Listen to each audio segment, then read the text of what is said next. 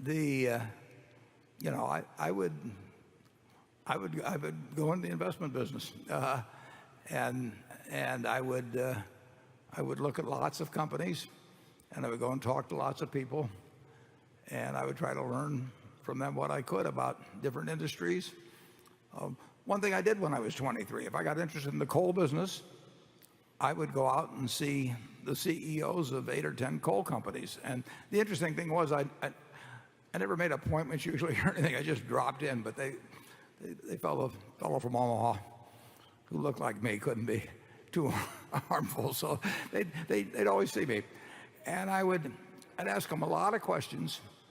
But one question I'd always ask them, two questions at the end. I would ask them if they had to put all of their money into any coal company except their own and go away for 10 years and couldn't change it, which one would it be and why? And then I would say, after I got an answer to that, I would say, and if as part of that deal they had to sell short an equivalent amount of money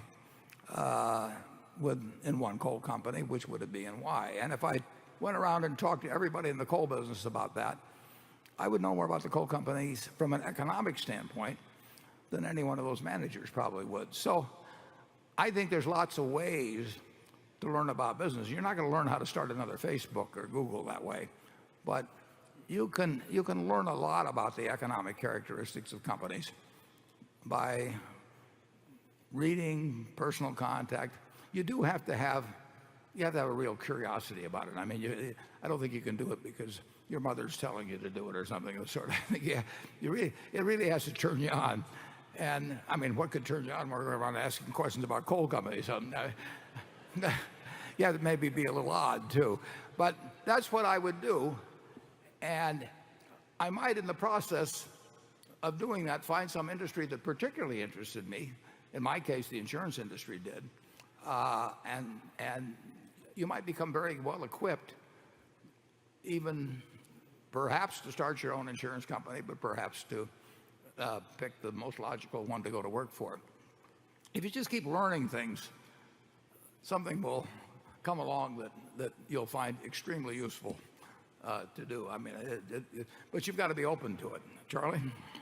Well, you might try a version of the trick that Larry Bird used.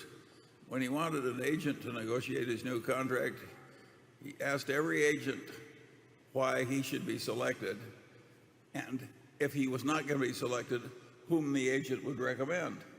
And since everybody recommended the same number two choice, Larry Bird just hired him and negotiated the best contract in history. Yeah. There are a lot of tricks that people use. We did the same thing as Solomon, actually. It was a Saturday morning when I called, and you were there, Charlie, weren't you? Yeah, sure.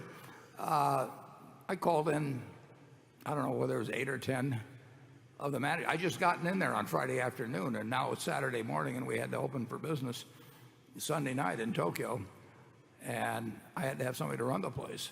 So I called in 8 people, and I said, who beside you would be the ideal person to run this and why? One guy told me that there was nobody compared to him. He was gone from the firm within a few months, but it's not a bad system to use. You can really learn a lot just by asking. I mean, it's starting to sound a little bit like a Yogi Berra quote or something, but it is literally true that if you talk to enough people about something they know something about, and people like to talk, and here we are talking ourselves. And you just have to be open to it, and you will find your spot. You may not find it the first day or the week or month, but you'll find what fascinates you. I was very lucky because I found what fascinated me when I was 7 or 8 years of age. But some people find chess or music, fascinates them when they're 4 or 5. If you're lucky, you find it early, and sometimes it takes you longer, but you'll find it. If it's a very competitive business, and it plainly requires qualities that you lack, it should probably be avoided. When I was at Caltech, I took thermodynamics, and Homer Joe Stewart, who was a genius, taught the course. And it was perfectly apparent to me that no amount of time or effort would turn me into a Homer Joe Stewart. He was utterly, impossibly more talented than I could be.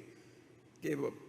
I immediately decided I wasn't going to try and be a professor of thermodynamics at Caltech. And I've done that with field after field, and pretty soon there was only one or two left. Yeah.